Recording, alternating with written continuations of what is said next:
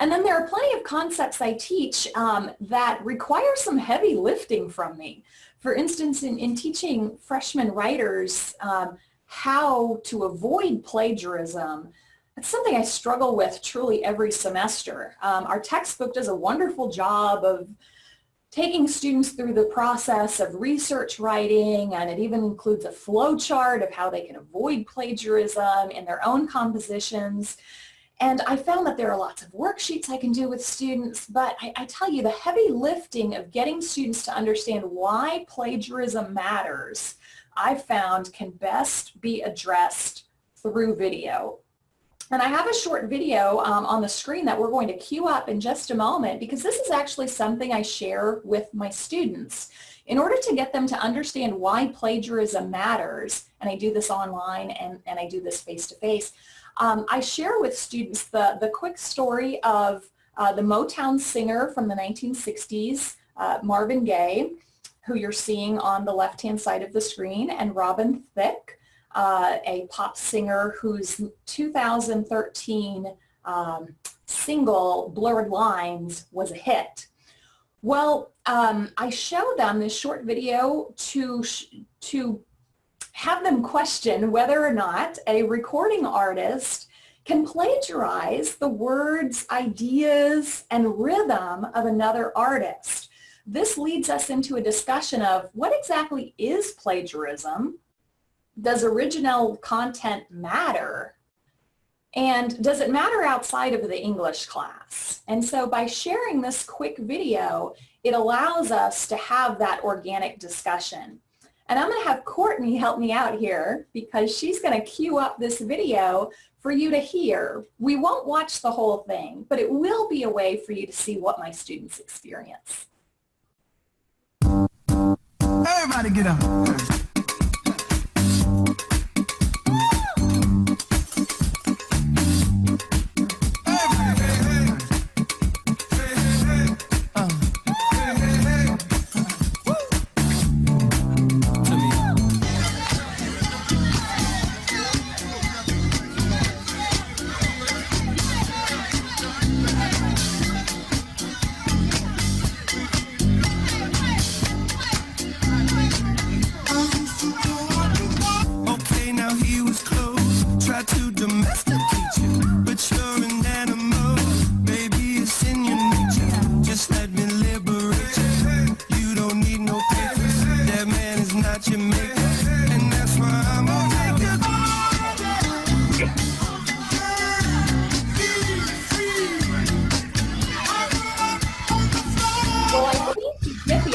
Here. Thank you so much, Courtney. One of the ways that I teach students about plagiarism is that I show this video and I let them hear what perhaps has been content that's questionable. And then I share with them that there has been so much made between Marvin Gaye's Gotta Give It Up and Robin Thicke's Blurred Lines that he co-wrote with Pharrell Williams, that a lawsuit was brought against the two co-writers of Blurred Lines. And ultimately, a jury settlement was reached in 2015 that said, yes, there's enough unoriginal content and rhythm here that it seems that Robin Thicke and Pharrell Williams did, in essence, plagiarize the work of Marvin Gaye. And the Gaye family was awarded a $7.4 million settlement because of that. Well, this gets them to understand, wow, when we talk about plagiarism, we're not just talking about words on a page, we're talking about people's lives, we're talking about their original creative work.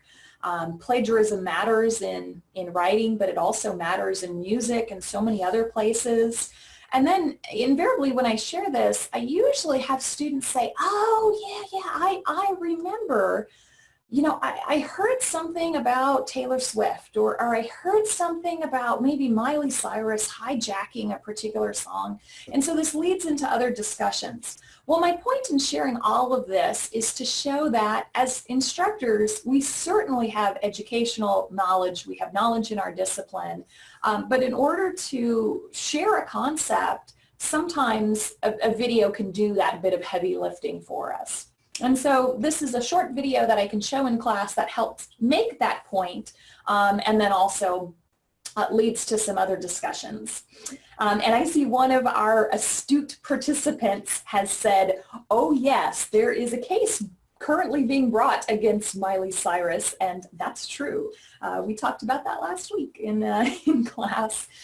So oftentimes a short video, you would think, gosh, I'm going to take up so much class time by using this, but truly it again can do a wonderful job in introducing your students to a concept.